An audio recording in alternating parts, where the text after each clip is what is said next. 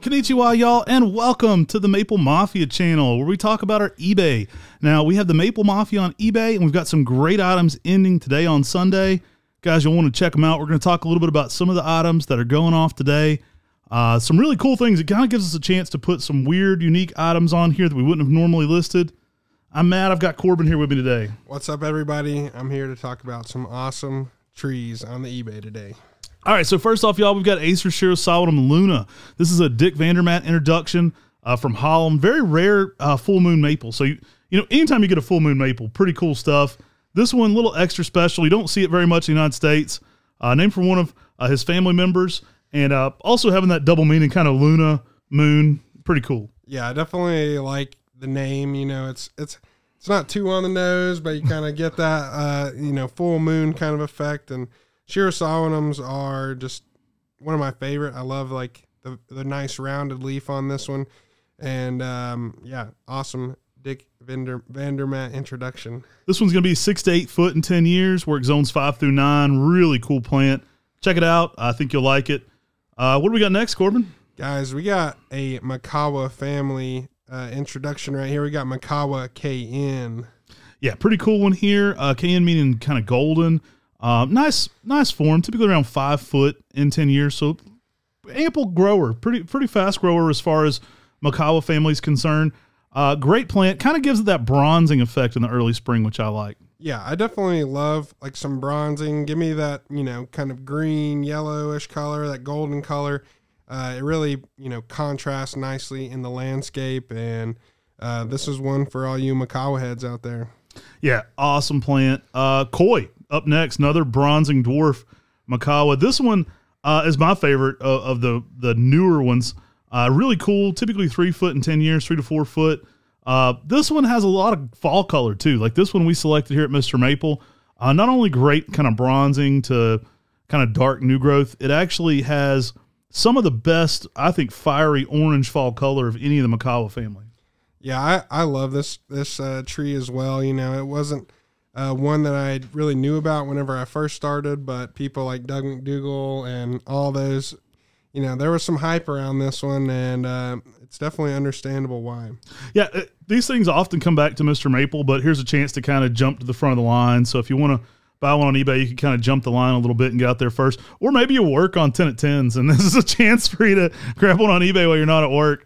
Guys, next up, we've got Kryptonite. Now, you know this one of our most popular Makawa forms.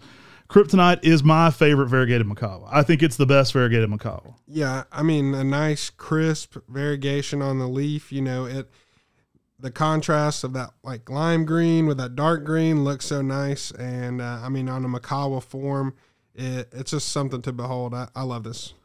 Yeah, typically 3 foot to 4 foot, maybe kind of about equally as wide, 3 foot wide in a 10-year span. Again, another one's going to work zones 5 through 9. Kind of reminds you a little bit of like Manisato. Like, yes. It's got that swirling variegation. Now, when this first comes out in the spring, you're going to think, oh, it's not that variegated. It's going to look kind of green when it first leaves. Give it about 2 to 3 weeks, and it starts to really get that swirling into it. Light green, kind of on like a pale light green variegation.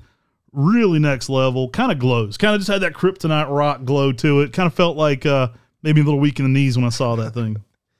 Yeah, I love that one. And, hey, no shortage of Makawas today because we got Mystic Makawa coming in, guys, right here.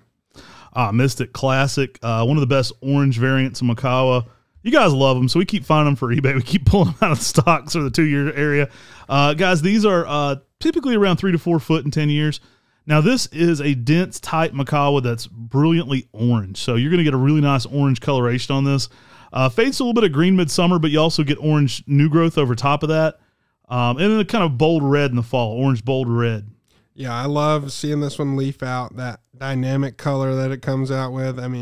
Just crazy orange Makawa. And I just love like seeing that kind of blushing, fading as we move into summer. You're getting something different every day that you're looking at this thing. We're bringing it with the dwarfs this time. We got Ryu Zoo. Ryu Zoo, nice green dwarf. Really compact, dense form to it. You don't see this one as much anymore. Typically around 6 foot. The name means dragon's head. Tends to be a little more of a columnar shape to it. So a 6 foot tree, 3 to 4 foot wide, dense and full. Fits in well with that Makawa family. Fits in really well with something like Kurnajishi. Yes. Whenever I think of Ryuzu, I'm thinking texture. I mean, texture in the landscape, something that's small, something that's not going to get too wide, but is going to look very full and give you just really nice texture in the landscape to break up maybe something with some bigger leaves, some oaks and that sort of thing. Throw this Ryuzu in there, and you're going to get all that sort of play and contrast. Great plant. Underutilized, great for containers too. Ryuzu, I think it's one. We need to be doing more of it, honestly. I don't think we do enough of that one. Really, really next level, and great pairings with so many of the dwarf forms. All right, next up, we've got Acer tenuifolium, so rare species here, Kikanzan. Yeah, I mean, whenever there's a different species, I mean, my ears kind of perk up. It's like, oh, wow, like there's the net of Japanese maples is so broad, and this one gives you that Japanese maple feel. I mean, with some elongated lobes on, almost that full moon kind of looking leaf, and some awesome fall colors. Yeah, it's a weird one. Oftentimes people kind of put this one into Acer shirosawinum. A lot of people kind of made it a subspecies, so it was like Acer shirosawinum subspecies tenuifolium. Dendrologists now have it as its own species. Douglas Justice would affirm that this is its own category, Acer tenuifolium. So very rare to have a cultivar in this section of full moon. Really cool though. It's kind of between Seboldianum and shirosawinum in a way. A very cold tolerant plant as well. Typically around 8 foot and 15 years. This one was actually another cultivar that was found as a wild collected tree at Mount Keegan. So pretty cool there too. Interesting plant though. I'm a sucker for any of the cultivars of species you don't see cultivars of frequently. Those really kind of intrigue me in as well. Yeah, definitely. And moving right into Waco Nishiki, man. This is one of my favorite trees. I mean, you talk about like a consistent white color. Waco Nishiki, an awesome tree to get kind of that, pink, white color and pushing into a nice colors during this summertime. This is a trident maple I would love to see done as a bonsai. It's got some crazy variegation. It's consistent. I mean, that I've had it be pale white. I mean, just all white with pink new growth. It's crazy. Typically around 15 foot. So it kind of gets out there a little bit. Beautiful plant. It does green up. So that's the beauty of this one. It's so pale you would think it didn't have enough chlorophyll that you would have to keep a rootstock on it. But no, it actually greens up after that white phase, so it's kind of a nice feature because otherwise there's no way it would have enough chlorophyll as white as it is. So the spring phase is really white, then going to kind of a green. But yeah, great plant. Fall colors just range typically from kind of orange to red, but really, really nice plant. Yeah, I love Bajerianums. I love the trident maples. They have such a nice feel in the garden, and having that nice variegation and contrast against everything else is so dope. You gonna sing Blue Moon of Kentucky for us? Blue Moon. All right, we got Blue Moon, y'all. Outstanding selection. This is another shirosawinum. Play a little Elvis. We'll do some. We're Shawnee. He's from Memphis. Yeah. Future Corbin, edit some music into this part. No, copyright. Nobody's watching the Maple Mafia channel. Just play the song. All right, guys. Blue Moon. Awesome introduction by the same guy who introduced Moonrise. Carl Munn introduced this one as well. Blue Moon has a little bit more orange in the early spring, especially if you're giving it some sunlight. You get some really nice shades of kind of light orange on this. Goes to kind of that yellow with orange new growth. It's a sister seedling to Moonrise, so it's got a lot of those fun qualities of that, but kind of a little variation too. You can definitely see it stands on its own. Yeah, I mean, there will be times I'm walking through the greenhouse, during that fall time, during that springtime, and, I see a shirosawinum out of the corner of my eye that just, pulls my attention. And I go look at the tag, and it's Blue Moon, and it's a pretty awesome one, and especially if you love some shirosawinums. A Blue Moon. All right. Next up, we got Millstone Dark Red. This is a fun one from Paul Lowe down at Millstone Nursery in Alabama. Very heat-tolerant selections. He's a gentleman who came up with Sherwood Elfin. A lot of rare plants from this nursery. We're actually growing a whole series from them. We're actually going to be offering Millstone Dark Red and Millstone Orange this time. Orange is a really intense spring orange color as well. Dark Red, part of that same series. We're going to keep Millstone in front of these just to kind of signify his grouping of these. Great plants. I mean, heat tolerant, grown in central Alabama. Just interesting stuff. He was an apprentice for the late Harold Johnston. So Paul Lowe kind of got his start there growing Japanese maples a long time ago. In fact, him and Harold share a lot of joint introductions. And he's had some late hits. I mean, there's some really good ones recently he started doing. And Millstone Orange and Millstone Dark Red are part of that collection. You've seen we've had Millstone Pinky on here before. Those have been really popular. It's a really nice series. He does a lot of, kind of like Dick Vandermeer, he kind of specializes in those spring display, like the spring is the flower kind of types.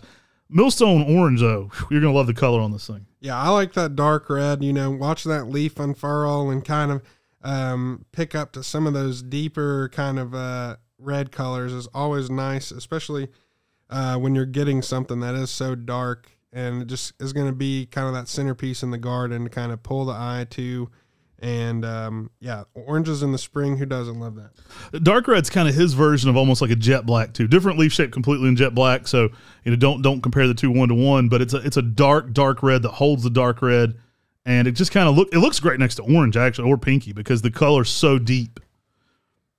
All right, coming in here next, we got some Magic Moon. Oh, yeah. Now, this is a tree, especially, I mean, talk about some Shirosawinums. This is like... It's next level. That next level Shirosawinum. I mean, anything that's kind of in this branch, I love Purple Curl. I love that Blue Moon. I love the funky-looking stuff. And you talk about a variegated, curled, Shirosawinum Blue Moon is amazing. Yeah, this was actually found by our friend Jonathan Savage. So the same gentleman who introduced Lillian's Jewel, he found this tree. He actually sent it to us to evaluate and to get out there. Two different trees. One became Strawberry Fields and one became Magic Moon. Absolutely phenomenal plant. Variegated Shirosawinum. Just really fun plant. I can't say enough cool things about it. It's one of the most distinctively variegated full moon maples you'll ever see. It's kind of got a real interesting look to it. Sometimes it'll leaf out more full and more green, and then all of a sudden you start getting that flaking and speckled all in it. At times it almost looks more Higashiyama. Like, it's crazy. You just get a weird pattern to it. Becoming a lot of people's favorite full moon maple really quick. Definitely. And next up we got Earth Fire. Oh, man, Earth, Wind, and Fire. We'll play a little Earth, Wind, and Fire. You going to sing the Earth, Wind? I sing the Elvis. You sing some Earth, Wind, and Fire. Hit it. All right. Awesome plant. Earth Fire, one from New Zealand. It was an introduction from down there. Again, I said this last time, but it looks like a creative player. Like, it looks like something that isn't real.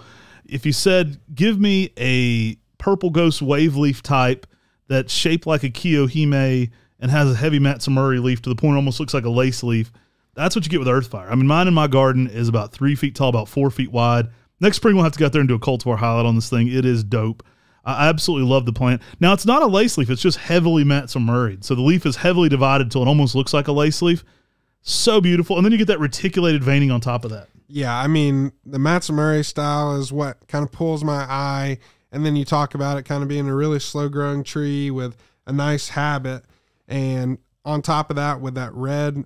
red leaf color with the green veining on it. I mean, Earth Fire is aptly named, I believe. It's just kind of that green showing through that nice dark red on such a nice leaf. And I don't think many people, like, I bought one from Talon pre the Buckholtz nursery sale. So I bought his biggest plant, and I don't think many people have a mature one of these to kind of know the shape. So I'd say one of the coolest qualities about this plant is that eventually it looks more like a Kiyohime. Like, the shape kind of rounds out to a toadstool shape that kind of has that, what we like about Kapersi Dwarf, Kiyohime, those styles. So it's going to look really nice in a big planter. I mean, put this in a blue pot. I mean, I recommend blue pots a lot because they contrast so well with Japanese maples, but a container is going to look so nice with this. Put some sedum in there. You've got a whole garden going on. You don't really need anything else. You got the purple, you got the reticulation, some yellow sedum, a blue container. You've got all the contrast in the world. Yeah, definitely want this one somewhere where you're going to be able to step out and look at it every single day because it's a work of art, man. I like that it's only 3 to 4 feet tall. I mean, maybe 5 to 6 foot wide, but it's got that Kiyohime shape. So, again, another one you can kind of put under a window and not worry about it getting super tall. Yeah, man. And moving on to another Makawa type, we got Makawa X Sharps, guys. Yeah, this one's a fun one. I wish it had a better name. I wish it had its own name instead of Makawa times Sharps.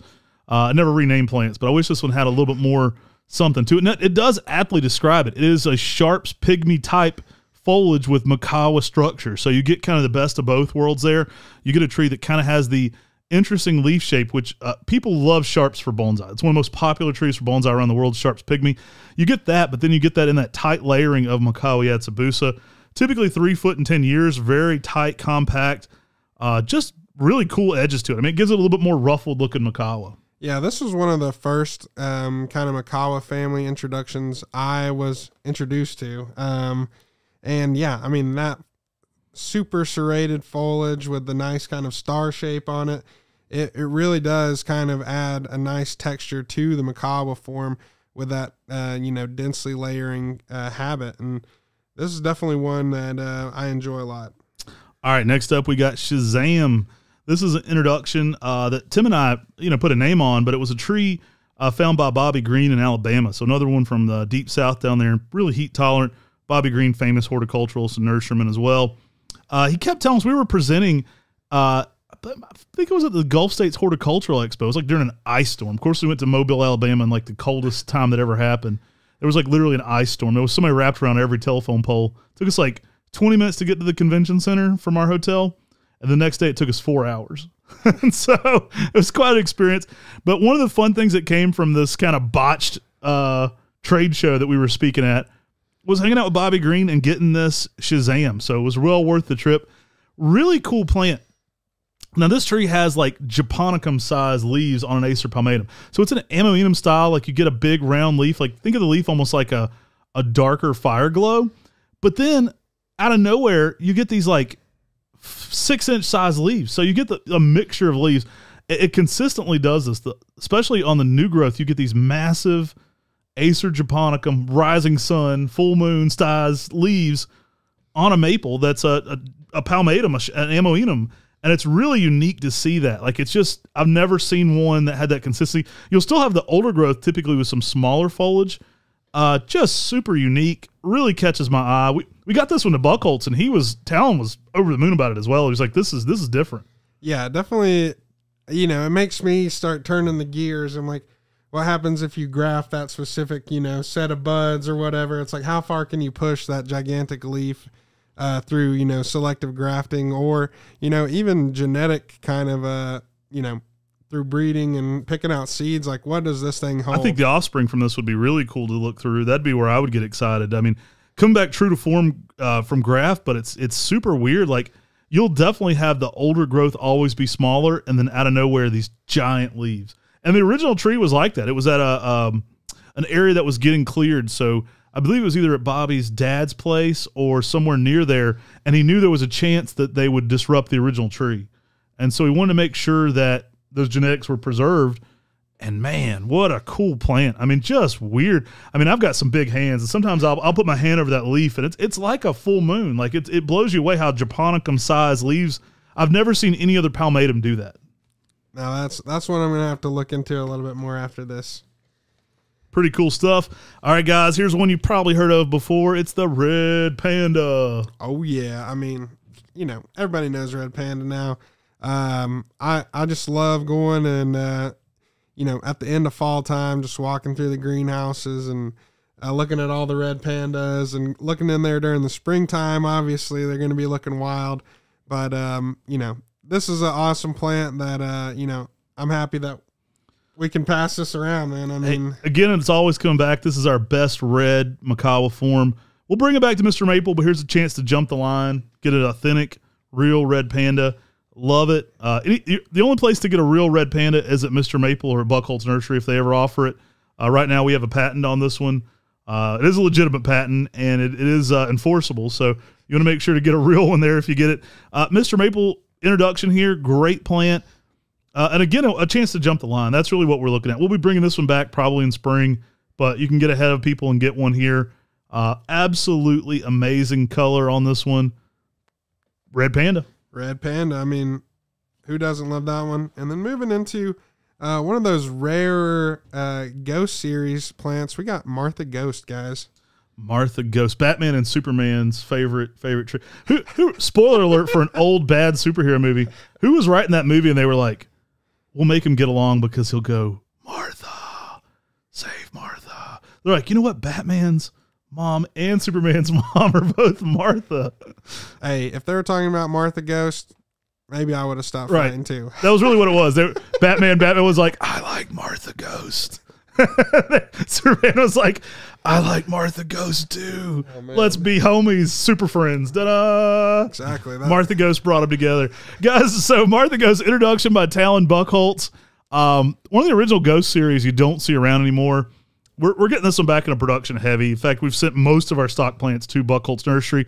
I feel like it's part of the original Ghost series. It has to be in mass production. And a lot of those are coming back to Mr. Maple. So we're going to keep offering this plant. One of the more unique ones, lavendery reds, smaller stature, typically around 6 foot.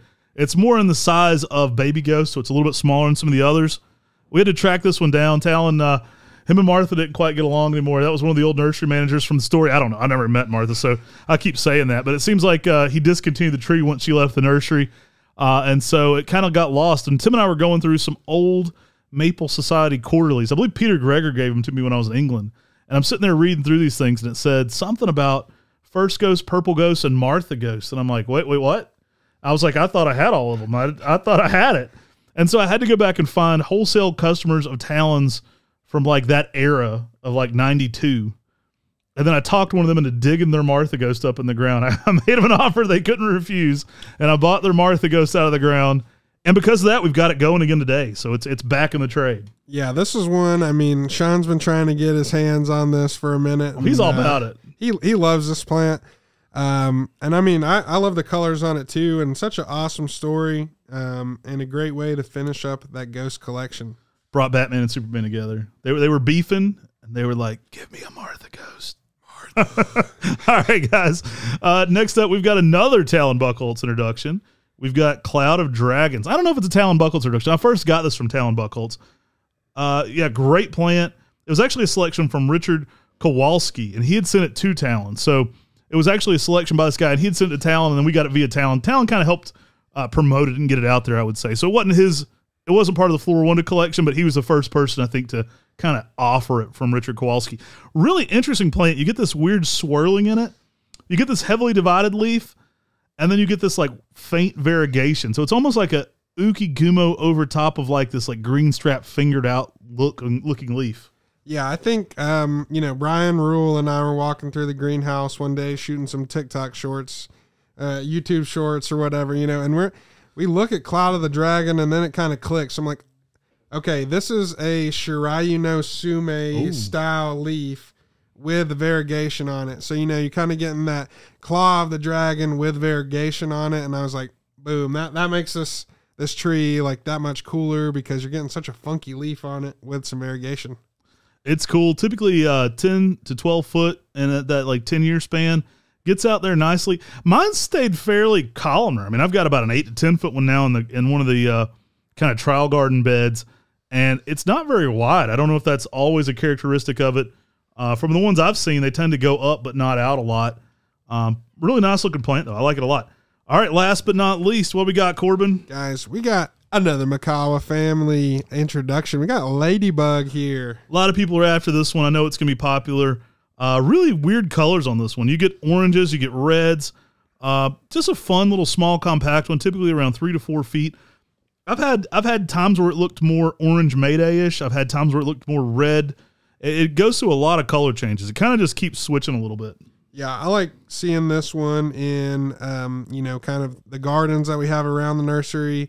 Just seeing this thing, it just looks so different. It's such a slow growing tree as well. But yeah, it just looks funky and it pulls my eye every time, especially surrounded by some other Makawas. I mean, it's just distinctly different. So guys, that's our eBay on the Maple Mafia channel for today. Make sure to subscribe here on the Maple Mafia channel if you're just catching us. We talk a lot about our plants on eBay. We also add clips and shorts from the Mr. Maple channel. We're going to be doing some original content the more this channel grows. We're around 1,400 people now on the Maple Mafia channel. A lot of small unedited content, kind of shorts and lives and things around the nursery to give you some original content here. Just kind of a fun B channel for Mr. Maple, but also a place to talk about eBay. So I hope you guys will subscribe over here. It's a lot of fun kind of giving you more of a behind the scenes kind of look at things. And yeah, if this channel keeps growing, maybe we'll get more intense with our videos here for the eBay stuff as well. Yeah, I mean, the eBay is a very cool kind of sell, get to that stuff first and I mean, some of the craziest stuff we got. So, I mean, I love that. And, you know, I'm excited to be a part of it today. So these items will be going off today. Typically about an hour after this video airs, you'll be seeing these items hit eBay. They'll run through a little after 9. So remember, we've got a podcast later today on the Maple Mafia channel. Go check that out. I think you'll really enjoy today's podcast. Got a great one lined up for you. A lot of the live chat will probably be discussing a few of these eBay items. A lot of people remind people about the last second items there in that chat. But yeah, go check us out there. It's just Maple Mafia on eBay. You'll see these items. Some of the only official way to get some of these. So definitely check it out. Yeah, take care. God bless. And have a great day.